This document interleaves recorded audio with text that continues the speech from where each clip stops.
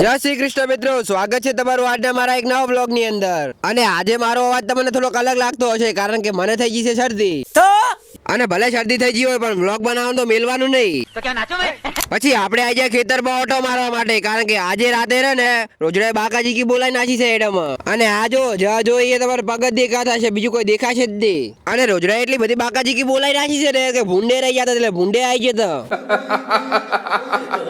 અને પછી તો શું ઓટો મારીને આપણે આવી જાય ઘરે, અને ઘરે જેવો આવ્યો ને એવો તો મમ્મીએ મને બેહારી દીધો વલોના જોડે। અને સાવ વલોવાનું મને એટલું બધું ફાવતું નતું એટલે મેં બેહારી નાખ્યા પપ્પાને। चीटिंग करता है तू। પછી તો પપ્પા મને કહેવા લાગ્યા પછી નિશાળનો ટાઈમ થઈ ગયો એટલે આપણે રેડી થઈને હવે અડ્યા નિશાળે। અને આજે તો ભણવા જવાની ઈચ્છા હતી નહીં પણ હરુપાનનું ભણવા જવું પડે છે બોલો। मगर क्यों?